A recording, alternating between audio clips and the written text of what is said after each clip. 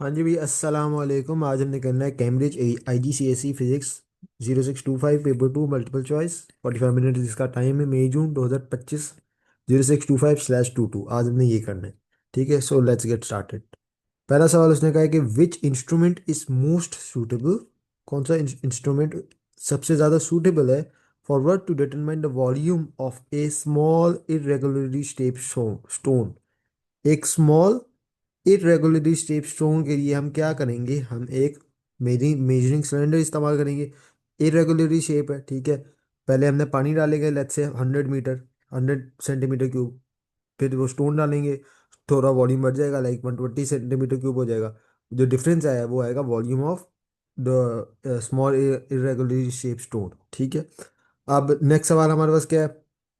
A steel ball is dropped from a top floor of a building, ठीक है। Air resistance can be ignored, इसका क्या मतलब है। जब एयर रेजिस्टेंस इग्नोर हो जाएगी तो एक्सेलरेशन इक्वल टू जी हो जाएगा। Which statement is correct. Acceleration बहुत, yes, A statement is correct. Constant speed नहीं, कांस्टेंट स्पीड नहीं, क्यों। स्पीड कांस्टेंट नहीं है, रेट ऑफ चेंज, एक्सेलरेशन इसकी कांस्टेंट है। क्यों, क्योंकि ये आप आगे जाके एलेवन में पढ़ोगे, जो स्पीड का हॉरिजॉन्टल कंपोनेंट है वो कांस्टेंट रहेगा, जो स्पीड का वर्टिकल कंपोनेंट है वो इंक्रीज करेगा, ठीक है। वो इंक्रीज कर रहा होगा। मतलब लेकिन इंक्रीज इस तरह भी करेगा, लेकिन जो इसका ओवरऑल है, जो रिजल्टेंट होगा वो इस तरह होगा कि जो स्पीड का ओवरऑल है वो इस तरह होगा कि जो उसका ग्रेडियंट है, मतलब जो एक्सेलरेशन है वो कांस्टेंट होगी, और वो किसके बराबर होगी, जी की वैल्यू के बराबर, क्योंकि एयर रेजिस्टेंस जब निग्लेजिबल है तो एक्सेलरेशन किसके बराबर है, जी की वैल्यू के बराबर। 9.81 मीटर पर second square. The ball falls with decreasing speed. No, the ball doesn't don't fall with decreasing speed. The ball falls with increasing, नहीं। बॉल जो है, जब भी आपने air resistance can be ignored, जब भी आपने ये लफ्ज देख लिया या एयर रेजिस्टेंस इज निग्लेजिबल, तो आपने ये देखना है कि एक्सेलरेशन की वैल्यू होगी जी की वैल्यू के बराबर, ठीक है। और अर्थ के केस में वो कितनी होती है, 9.81 मीटर पर सेकेंड स्क्वायर। आगे और नेक्स्ट सवाल, the diagram shows a velocity time graph of object which is accelerating, yes we can see. देखिए इसकी एक्सेलरेशन क्या है, constant. Which is the acceleration of the object, acceleration कैसे फाइंड करेंगे, V - U/T से। V हमारे पास कितनी है, 120। यूनिट का हमने ख्याल रखना है, यूनिट हमारे पास सही है यहाँ। 120 - 20 over the time which is 40। हमारे पास जब हम करेंगे तो आएगा 100/40 विच इज़ 2.5 मीटर पर सेकेंड स्क्वायर, ठीक है। नेक्स्ट सवाल, a diagram 1 shows a piece of flexible material that contains many pockets of air. Okay. Diagram 2 shows small piece, same piece of flexible material after it has been compressed so that its volume decreases. अच्छा, उसका volume decrease कर गया। What happens to the mass and to the weight of the flexible material when it is compressed? वो कह रहे हैं मास का क्या होगा और वेट को क्या होगा। ओके। अब हमें पता है कि डेंसिटी क्या होती है, डेंसिटी होती है मास अपॉन वॉल्यूम, ठीक है। मास तो नहीं चेंज होता, ठीक है, मास चेंज नहीं हो रहा, क्यों, क्योंकि कुछ तरह चाहे आप चीज को सुकर दो अंदर, लेकिन उसका मास नहीं चेंज होगा, क्यों, मास कांस्टेंट रहेगा। वॉल्यूम, वॉल्यूम उसका, अगर आप एक चीज को आप कंप्रेस कर रहे हो या या एक्सटेंड कर रहे हो तो उसका वॉल्यूम में चेंज आ रहा है, ठीक है। अगर वॉल्यूम में चेंज आ रहा है, जैसे अभी वॉल्यूम क्या हो रहा है, कम हो रहा है, ठीक है, वॉल्यूम अब कम हो रहा है, ठीक है, तो आपका यह डेंसिटी आपकी बढ़ रही है, ठीक है, डेंसिटी बढ़ रही है। मास का ओवरऑल कोई चेंज नहीं है, और मास का ताल्लुक वेट से भी होता है, तो वेट में भी कोई चेंज नहीं है, मास में भी कोई चेंज नहीं है, ठीक है। मास, किसी की चीज का वॉल्यूम कम करने से उसका मास में कोई ताल्लुक तब आएगा जब उसकी डेंसिटी, ठीक है, क्या कहते हैं, कांस्टेंट होगी। अभी इसकी डेंसिटी, इसका मास कांस्टेंट है, ठीक है, यहाँ इसका मास कांस्टेंट है, तो इसकी डेंसिटी है उसकी बढ़ जाएगी अगर उसका वॉल्यूम कम कर देंगे तो उसको ये सुकर देंगे, ठीक है, तो उसका वॉल्यूम कम होगा तो उसकी डेंसिटी बढ़ जाएगी। Determines the density of copper, ठीक है। density of copper, the rectangular block of copper, okay, which apparatus does she need। density होती है mass upon volume, वॉल्यूम, ठीक है, रेगुलर ब्लॉक ऑफ कॉपर, ठीक है। अगर मेरे पास मास हो और मास के लिए मुझे वेट बैलेंस चाहिए, और वॉल्यूम के लिए मुझे सिर्फ क्या कहते हैं एक मीटर दे दो ताकि मैं उसको मेजर कर सकूं। और अगर फर्ज कर लो अगर क्यूब है, ठीक है, रेगुलर ब्लॉक ऑफ क्यूब है तो इसका क्या फॉर्मूला हो जाएगा, L3। अगर एक क्यूबॉइड है तो 2LH+2LB+2LW, फिर ये वाला फॉर्मूला आ जाएगा। Which other operator does she need. Okay. Balance, उसको बैलेंस जरूर चाहिए। रूलर, उसको रूलर चाहिए। स्टॉप वॉच का इधर या कोई काम नहीं और ना थर्मोमीटर का या काम है। तो इसका आंसर क्या बनेगा? सी। 0.5 kg mass is suspended from a vertical spring. Okay. The mass is pulled downwards until the spring is extended by 12 centimeter from its unstretched line. This is the extension. Okay. And this is the mass हमें दिया हुआ है. The spring constant is this. What is the initial magnitude of the acceleration when it is released? अब वो क्या कह रहा है कि मुझे इनिशियल मैग्नीट्यूड एक्सेलरेशन का बताओ जब उसको मैं छोड़ता हूँ। अगर मैं यहाँ एक डायग्राम बनाऊँ तो वो ये कह रहा है कि यहाँ हमारे पास एक मास था, ठीक है। अब जब वो एक्सटेंड हुआ है ना, यहाँ इसने एक्सटेंड कर दिया इसको। यहाँ इसके क्या है, 12 सेंटीमीटर, विच इज 0.12 मीटर। ठीक है, इसका मास कितना है? 0.15 के, 0.15, ठीक है, के जी। यहाँ भी इसका मास इतना ही होना है। लेकिन अब इसकी जो initial acceleration when it is release, बस अगर आप छोड़ोगे तो इसकी जो इनिशियल एक्सेलरेशन है वो कितनी होगी? यहाँ कौन सा इस्तेमाल करेंगे? फॉर्मूला इस्तेमाल हम करेंगे। जो रिजल्टेंट फोर्स होती है वो होती है एम ए के बराबर। ठीक है। अब जो रिजल्टेंट फोर्स है, या कितनी फोर्सेस है? एक आपके पास स्प्रिंग की वजह से एक फोर्स आ रही है जिसको हम के एक्स बोलते हैं। ठीक है, हुक्स लॉ की वजह से जो फोर्स है, स्प्रिंग फोर्स। और एक आपके वेट की ये फोर्स आ रही है। ठीक है। अब इनिशियल जब पॉइंट होता है ना, तो के एक्स इक्वल टू डब्ल्यू होगा। ठीक है, मतलब कोई एक्सटेंशन अब नहीं है तो डब्ल्यू इक्वल टू के। जब आप उसको नीचे खींच रहे हो, ठीक है, तो डब्ल्यू, ठीक है, नीचे एक तो खींच रहे हो तो आपके पास डब्ल्यू पहले आएगा। तो डब्ल्यू आपके पास कितना है? डब्ल्यू आपके पास होता है M g, which is 0.15 into 9.8। ठीक है, इसको मैं इस तरह भी लिख लेता हूँ, 9.8। अब के एक्स, ठीक है, माइनस के एक्स जो अपवर्ड फोर्स है, ठीक है, वो के एक्स है। के हमारे पास कितना है? 30 into how much? 30 into how much? 0.12। 0.12 extension हमने इंटू मीट उसमें कर दी है, मीटर में। मीटर में, यहाँ मीटर में क्या होना, मीटर में करना है आपने। हमेशा ये कोशिश करो कि जो आपके पास चीज़ें गिवन हो उसको ऐसा यूनिट में कन्वर्ट करके फिर फॉर्मूला में डालना है हमेशा। मास हमारे पास कितना है? 0.15 इक्वल्स टू एम ए, ठीक है, इंटू ए। जब आप ये पूरी चीज को आपने अपने कैलकुलेटर में डालनी है, 0.15 weight minus the upward force, the spring की कांस्टेंट की वजह से जो फोर्स है, Hooke's law, is equal to m a. ठीक है, तो आपने ये करके जब आप जिसको वहां जाके डिवाइड करोगे तो आपके पास एक्सेलरेशन की वैल्यू आएगी 14 मीटर पर सेकेंड स्क्वायर। ओके। इसमें जब अब आपने ये बस ये देखना है कि जब आप इसको नीचे खींच रहे हो ना, तो उसकी वजह से अपवर्ड्स पे भी कोई फोर्स हो, जो अपवर्ड्स नीचे खींच रहे हो उसकी वजह से इनिशियल एक एक्सेलरेशन पैदा होगी। ठीक है, लेकिन उसमें फिर आपने अपवर्ड फोर्स को भी कंसिडर करना है। डाउनवर्ड फोर्स आपने खींची है, इतनी ही आपने खींची है, ठीक है। अपवर्ड फोर्स, ठीक है, अपवर्ड उसकी एक्सटेंशन, या इसकी एक्सटेंशन ये ऊपर से जो यहाँ जो इसकी यहाँ, क्योंकि यहाँ भी टेंशन फोर्स जो के एक्स के बराबर होगी, माइनस के एक्स, अपवर्ड डायरेक्शन है, ऑपोजिट डायरेक्शन है। तो हमने वो भी कंसिडर करनी है और फिर इसका जो मास है और उसकी एक्सेलरेशन के साथ मल्टीप्लाई कर देना है, ताकि फिर हमारे पास जो रिजल्टेंट फोर्स है वो आ जाएगी। यह हमेशा रिजल्टेंट फोर्स होती है, कोई एक फोर्स नहीं होती। मोमेंटम का सवाल है आगे। A cricket ball A cricket ball of mass 0.15 kg is moving at a speed of this. Okay. The diagram shows a batsman holding a bat stationary. अच्छा, इसकी स्पीड क्या है? Zero. Okay, as ball hits the bat and bounces back at the same speed in the opposite direction. पहले इसका speed कितनी है? +30। Speed नहीं, velocity पहले इसकी कितनी, अब कितनी है? -30 मीटर पर सेकेंड। स्पीड तो मैग्नीट्यूड होता है ना, वो तो नहीं, इसका साइन कोई वो डायरेक्शन नहीं होती, इसका कोई साइन नहीं होता, वो पॉजिटिव होता है। The ball in contact with the bat for this time. Okay. The table shows the change in momentum. Change in momentum of the ball कितना आएगा? And the magnitude of the force apply to the ball. पहले तो आप ये देखो कि force का definition क्या होती है। ठीक है, अब आप बड़े हो गए, अब आपने ये नहीं कहना कि फोर्स इज पुश और अ पुल, ये बच्चों वाली डेफिनेशन है। Force according to Newton second law, force क्या होती है? Force is the rate of change of momentum. अगर आपके पास rate of change of momentum आ गया है, तो आपके पास फोर्स आ गई। अब मोमेंटम का रेट ऑफ चेंज कैसे निकालेंगे? पहले आपको देखना होगा मोमेंटम क्या होता है। ठीक है, वो आएगा एम, वो आएगा, मोमेंटम होता है product of mass and velocity. तो आएगा डेल्टा एम वी। एम यहाँ कांस्टेंट है तो हम कहेंगे एम डेल्टा वी। अब एम जो है, ठीक है, हमारे पास कितना है? 0.15 है। उसमें बॉल बॉल की बात कर रहा हूँ। 0.15 वी, पहले कितनी है? +30 फिर -30। वी माइनस यू कर लेते हैं। ठीक है, तो आएगा 0.15, 30 माइनस माइनस 30, तो ये आएगा 0.15 इंटू 60। ओके, अब हमारे पास जब हम ये करते हैं तो हमारे पास आंसर आएगा कितना, 9 न्यूटन सेकेंड्स, केजी मीटर पर सेकंड स्क्वायर जिसको हम कहते हैं, क्योंकि न्यूटन जो है वो फिर केजी मीटर पर सेकंड, न्यूटन का जो फिर आगे करो केजी मीटर पर सेकंड स्क्वायर में बन जाता है न्यूटन। या आप आगे जाके वो पढ़ोगे ए लेवल में, चैप्टर ए एस में आप पढ़ोगे, चैप्टर 1 में ऐसा यूनिट्स में आप ये कन्वर्जन नहीं पढ़ोगे।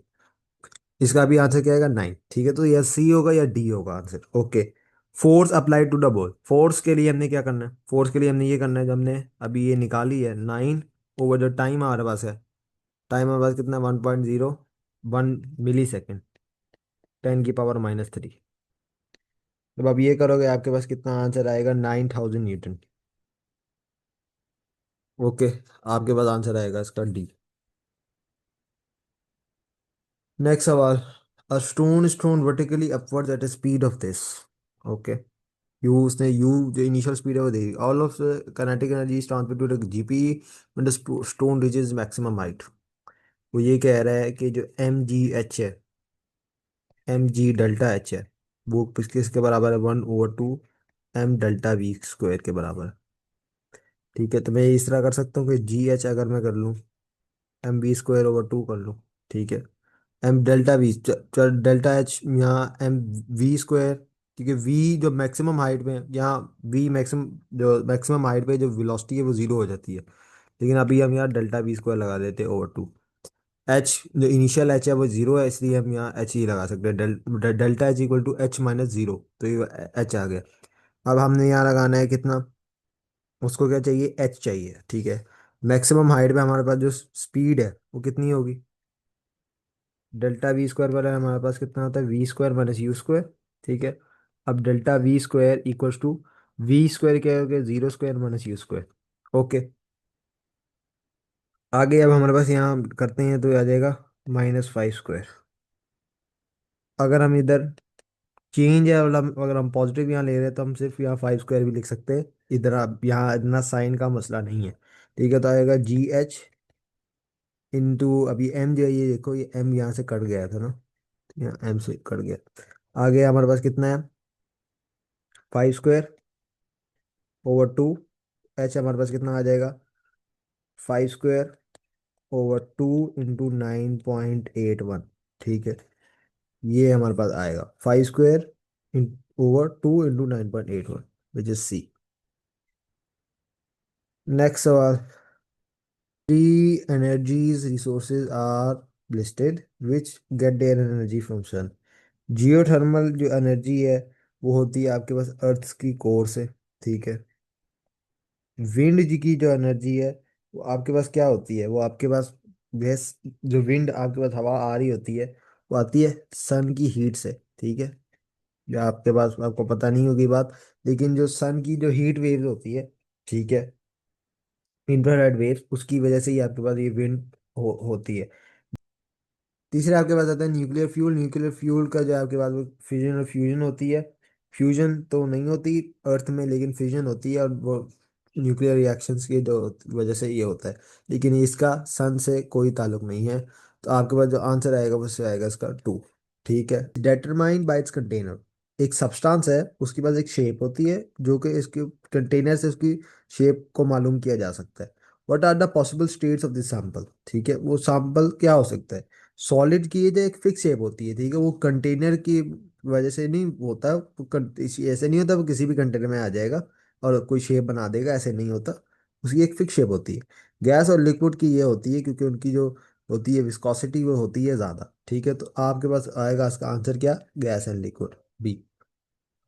Question 11, a stationary smoke particle is hit by a fast moving nitrogen molecule. अच्छा, एक नाइट्रोजन मॉलिक्यूल है।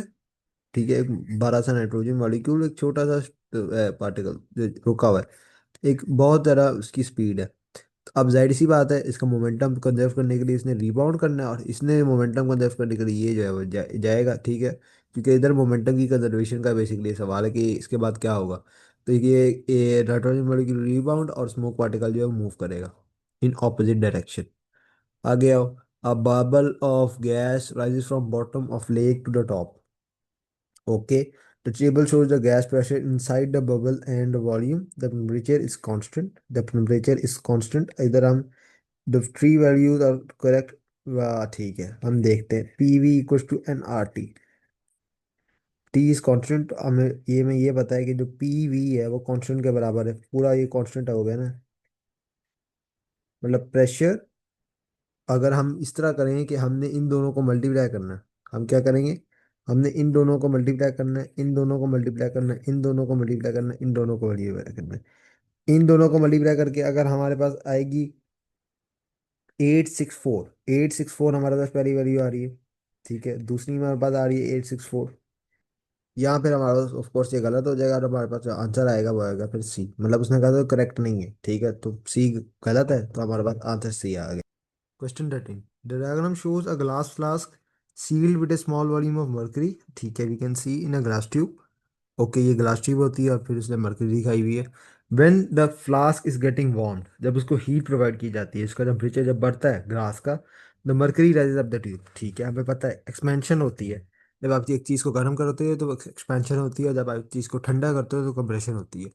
अब वो यही पूछ रहा है, एक्सपेंशन तो हो रही है, किसकी हो रही है, the main cause of movement of mercury. Mercury ऊपर जा रहा है, क्यों जा रहा है? क्यों? क्योंकि ये जो एयर है इसकी एक्सपेंशन हो रही है। सॉलिड की एक्सपेंशन भी होती है, लेकिन जो मेन कॉज है, जो मेन कॉज है जिसकी वजह से ये ऊपर जा रहा है, वो है हमारे पास एयर। जो एयर है फ्लास्क के अंदर, ये जो एयर है इसकी एक्सपेंशन होती है और ये ऊपर जा रहा है। जो ग्लास है उसकी भी होती है, जो हमारे पास ग्लास फ्लास्क है, लेकिन उसकी इतनी नहीं होती कि वो उसकी वजह से हो। जो मेन कॉज है, जो मेन रीजन है, वो हमारे पास है कि मरकरी जो होता है वो उसकी वो जो एयर है वो एक्सपेंड करती है, इसकी वजह से मरकरी जो है वो ऊपर जाता है। ओके।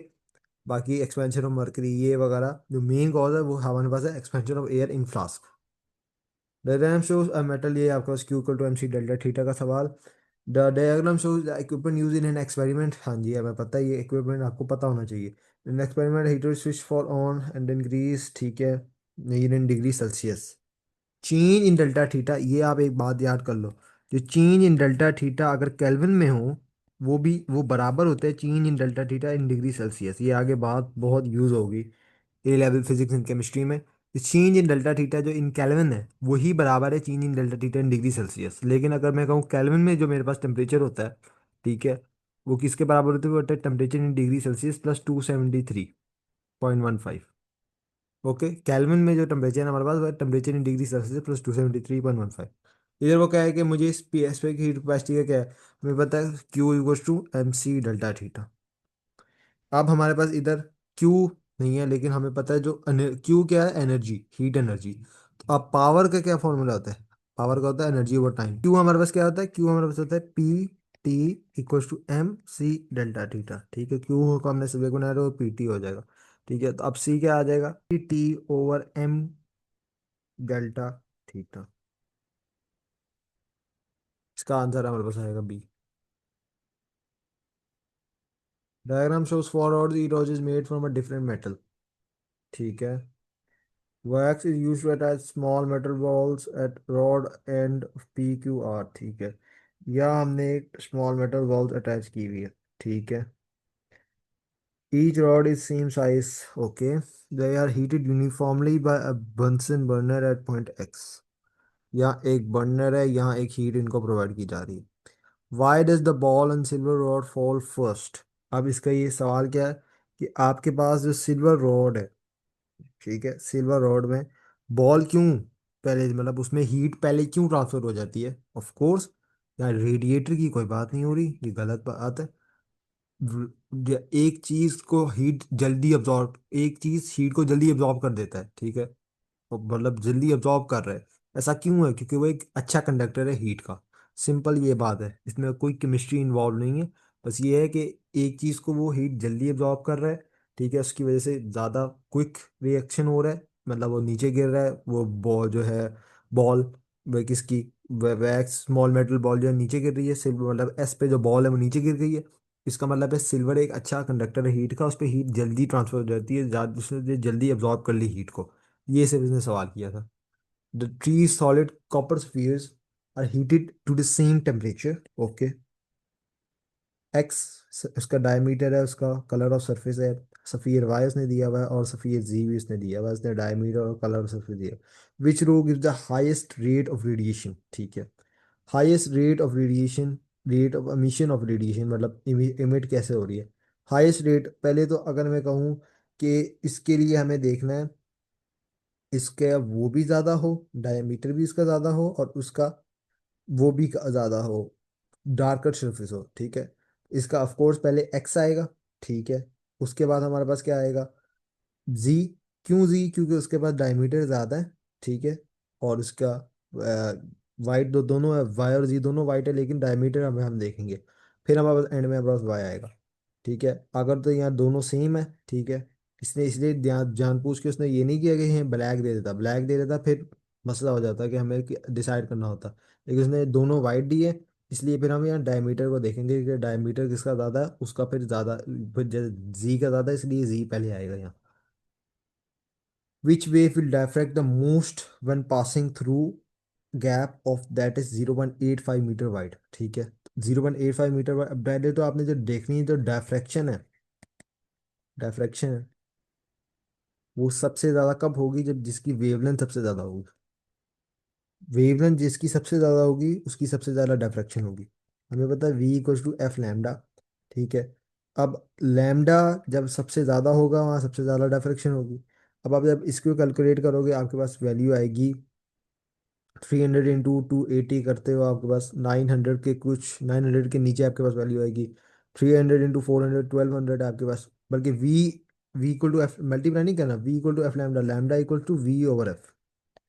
ठीक है। तो 300/280 आपने करना है, मतलब 30/28। इधर आपने करना है 3/4 आ जाएगा यहाँ आपके पास 0.75। यहाँ आएगा 350/280, 35/228, और यहाँ आएगा आपके पास 35/40। ठीक है। तो आपके पास जो सबसे ज़्यादा, जब आप करोगे इनको डिवाइड, ठीक है, तो आपके पास सबसे ज़्यादा वैल्यू आएगी आएगी आपकी सी में आपके पास जो लैम्डा है वो सबसे ज़्यादा आएगा, सबसे मोस्ट सबसे हाईएस्ट उसकी वैल्यू होगी। ठीक है। लैम्डा की जो वेवलेंथ की जो वैल्यू है सबसे ज़्यादा होगी। आपके पास आंसर आएगा सी। वेव डिफ्रैक्शन में किसको देखना है, सबसे ज़्यादा वेवलेंथ होनी चाहिए बस। वेवलेंथ जिसकी सबसे ज़्यादा उसकी सबसे ज़्यादा diffraction. Which arrow of the graph shows the amplitude. Amplitude क्या होता है आपके पास, बी में आपके पास एम्पलीट्यूड है, डी में आपके पास क्या है, लैम्डा वेवलेंथ डिस्टेंस है। द डिस्प्लेसमेंट डिस्टेंस ग्राफ में क्या चीज़ फिक्स रहती है, टाइम। टाइम पीरियड जो टाइम है वो फिक्स रहेगा।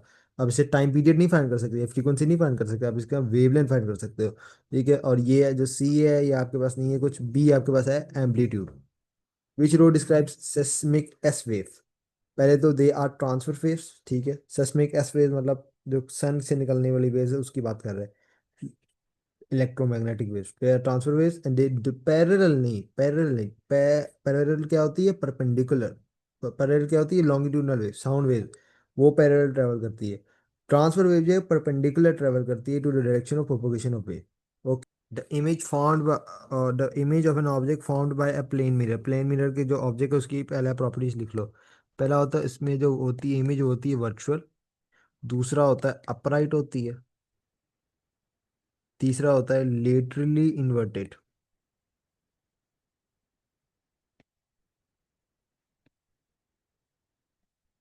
चौथा आपके पास होता है कि same distance as object.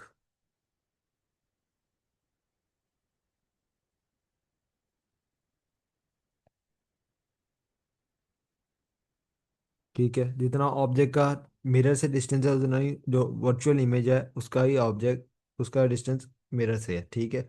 Upright image है लेटरली इन्वर्टेड। ठीक है। मतलब थोड़ी सी inverted, inverted image, laterally invert होगी इमेज।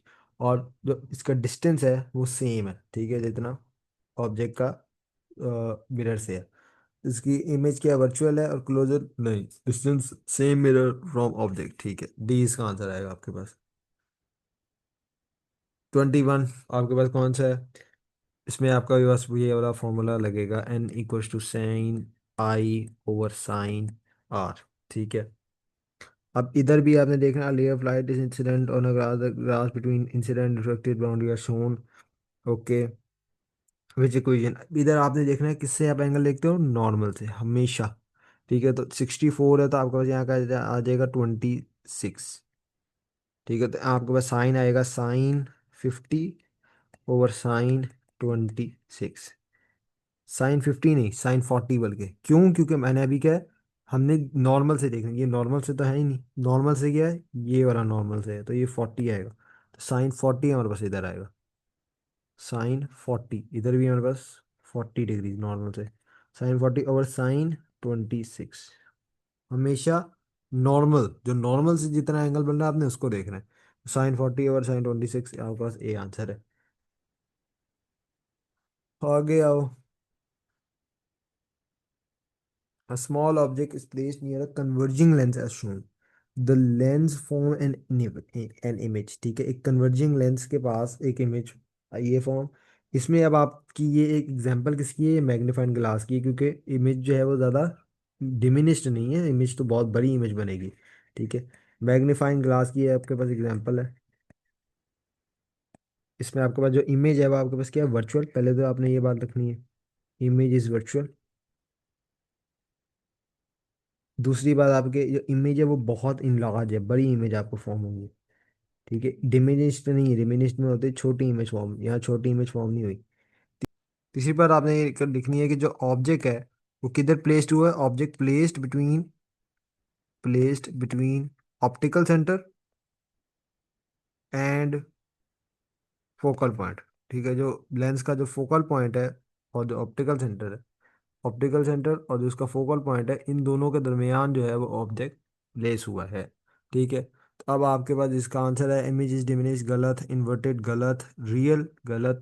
इन्वर्टेड यहाँ लिटरली इन्वर्टेड का लफ्ज नहीं है, यहाँ इन्वर्टेड नहीं है।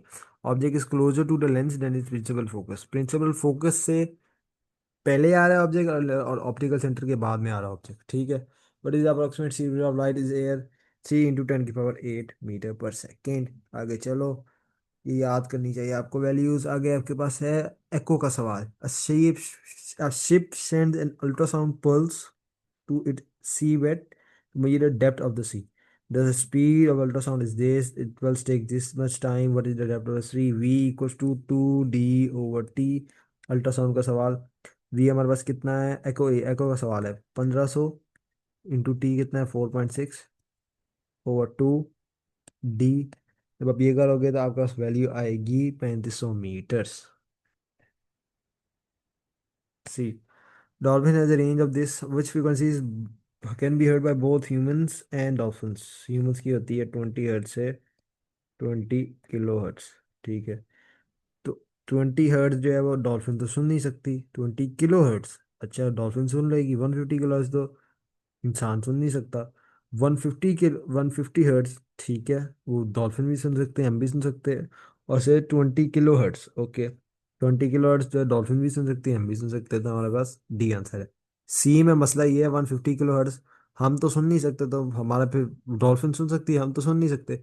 Positive charge is rubbed against a wall, the charge makes the balloon stick to the wall, which positive charges on the balloon attract electrons in the wall। Positive charges in the balloon repel electrons in the ball, नहीं वो attract करेंगे। Protons in the ball, नहीं, they attract electrons in the ball, तो आपके पास इसका answer आएगा A. ठीक है, 37, student is trying to determine the resistance of a lamp. Okay, he sets up in incorrect circuit as shown. ठीक है, उसने वोल्ट मीटर को सीरीज में लगा दिया, जो कि गलत है। which change would allow them to make movement to calculate, disconnect the ammeter and move it, नहीं गलत, swap the position गलत, disconnect the ammeter, connect it गलत, disconnect the voltmeter, connect it parallel with the lamp, सही।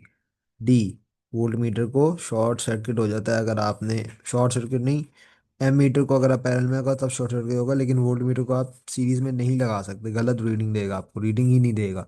Metallic wire as a resistance, what is the difference in resistance for a wire as material. ठीक है, वो इसमें आपके पास कौन सा वाला फॉर्मूला लग रहा है, इसमें आपके पास फॉर्मूला लग रहा है R = ρL/A। ठीक है, उसने कहा है इसके बाद डायमीटर सेम है, अगर इसको मैं डायमीटर के फॉर्म में लगाऊंगा ना, ए हमारे पास होता है πD²/4। ठीक है, ये क्यों, क्योंकि ए आपके पास कितना होता है, पाई आर स्क्वायर। ठीक है, तो आर कितना होता है आपके पास, D/2। ठीक है, तो D² और 4 हो जाएगा आपके पास। पाई डी स्क्वायर और 4। आर इक्वल टू क्या आ जाएगा, रो एल ओवर पाई डी स्क्वायर ओवर 4। आपके पास ये फाइनल इक्वेशन बन जाएगी 4 रो एल ओवर पाई डी स्क्वायर। ठीक है। अब इसका ये मतलब है कि डायमीटर सेम है, शॉर्टर लेंथ है, लेंथ छोटी है तो उसके बाद जो रेजिस्टेंस है वो उसके पास क्या आएगी, छोटी। ओके, मतलब सी या D, the same length as X but with a smaller diameter. Diameter छोटा है तो रेजिस्टेंस बड़ी होगी, तो इसका आंसर क्या आपके पास आएगा, सी। Okay. R is directly proportional to L, but R is inversely proportional to 1 over, is inversely proportional to D square, मतलब directly proportional to 1 over D square। Diagram अभी हमारे पास किसका, पोटेंशियल डिवाइडर का फॉर्मूला है आपके पास, यहाँ लग रहा है बीच में V1 देख लूँ। फर्स्ट करो यहाँ से एक आई आ रहा है, आई। ठीक है।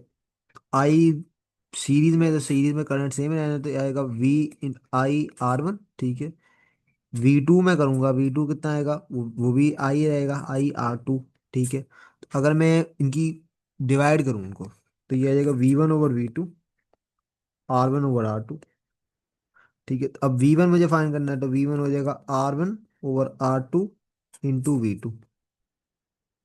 ठीक है। ये हमारे पास आ जाएगा V1 equals to R1 into V2 over R2। Okay, तो हमारे पास आंसर है इसका आएगा B. Question 30, which electrical device converts AC to DC। AC से DC कौन सी इलेक्ट्रिकल डिवाइस कन्वर्ट करती है आपका, वो आपकी करती है diode.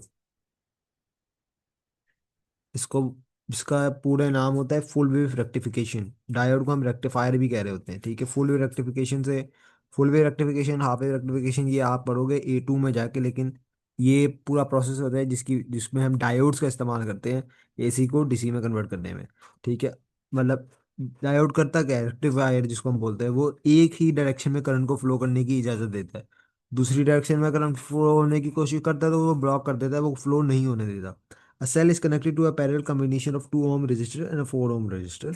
The current in the 4 ohm resistor is 1 ampere. What is the current? Okay, का मतलब यहाँ हमारे पास कितना आ रहा है, 4 वोल्ट आएगा। ठीक है। V इक्वल टू आई करके यहाँ भी हमारे पास 4 वोल्ट आना चाहिए। ठीक है।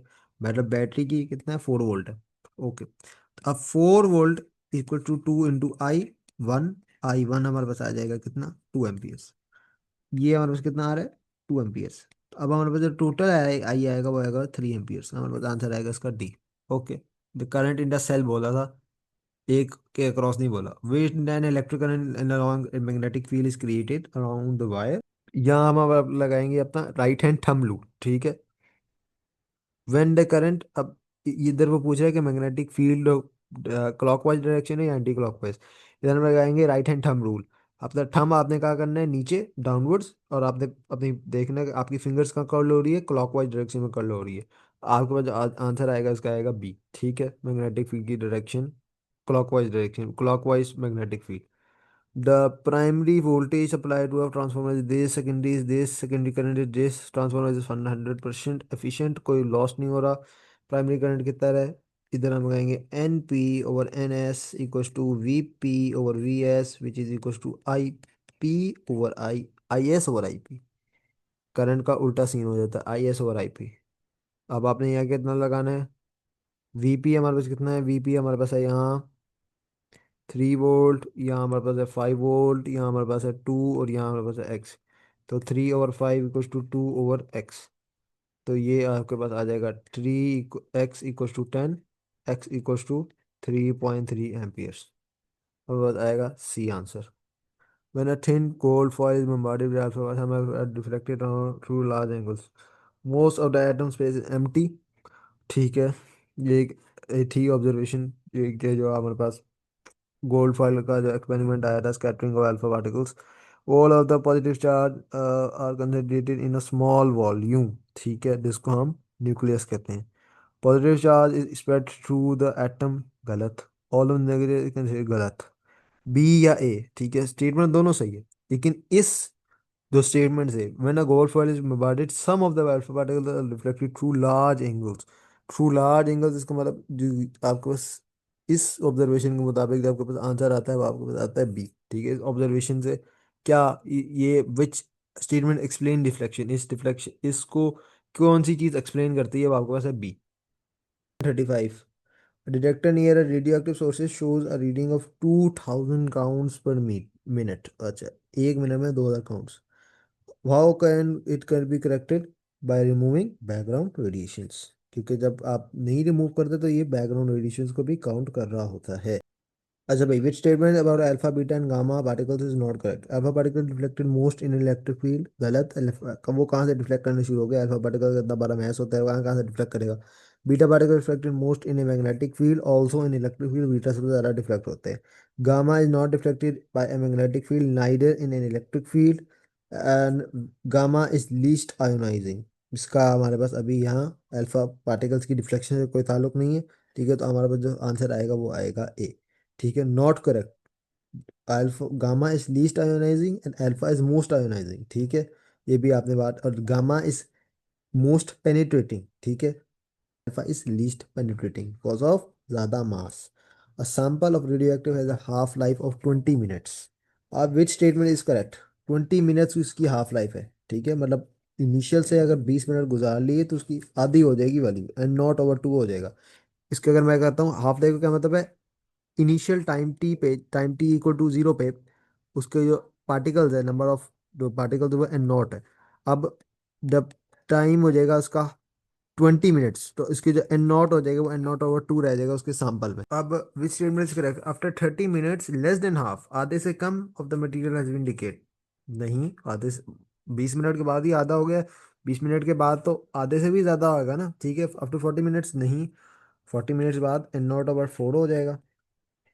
फिर 20 होंगे तो N naught over 4, N naught over 4 का आधा, which is N naught over 8। ठीक है, आगे एन नॉट ओवर 8, हाँ, 1/8 ऑफ एन मटीरियल रिमेन्स। सही बात है, सी बात। 120 में अगर आप देखोगे तो आपके पास आएगा N naught over 16, which is, फिर ये करोगे 16 आएगा, एन ओवर 16 फिर एन नॉट ओवर 32, तो ये गलत है। 6 तो फिर नहीं होगा। Which statement is correct? The earth orbits the sun once in approximately 24 hours. नहीं, गलत, 365 डेज है ये। Orbits the moon, the earth नहीं, मून अर्थ के अराउंड ऑर्बिट करता है। The moon orbit the earth in approximately 1 month. Yes. The sun orbits the earth, गलत। Sun कहाँ ऑर्बिट करता है? Stars are powered by nuclear reaction that release energy. Nuclear fusion जिसको हम बोलते हैं, क्या करती है? हाइड्रोजन को हीलियम में कन्वर्ट करती है। हीलियम को हाइड्रोजन में नहीं, हीलियम प्रोडक्ट है, हाइड्रोजन रिएक्टेंट है। ठीक है, हमारे पास इसका आंसर है डी। नेक्स्ट सवाल, लास्ट सवाल। Galaxy is moving away from an earth at a velocity of this, with this the distance between the earth and the galaxy. v equals to H naught D. आपको ये पता है? v आपके पास कितनी है? 3000 into 10 की power 3। H not की value आपको पता होनी चाहिए, विच इज 2.2 इंटू 10 की पावर -18 इंटू डी। जब आपके पास डी आएगा, आपके पास आएगा अप्रोक्सीमेटली 1.32 इंटू 10 की पावर 24 मीटर। ठीक है, देखो इधर आपने पहले ही कन्वर्ट कर दिया ना मीटर में, तो अब आपको फिर यहाँ नीचे कन्वर्ट, आपके पास जो आंसर आएगा वो आपका बस मीटर में आएगा, तो आपके पास इसका आंसर बनेगा डी। ठीक है, hope you enjoy today's lecture. Until next time, take care, Allah Hafiz.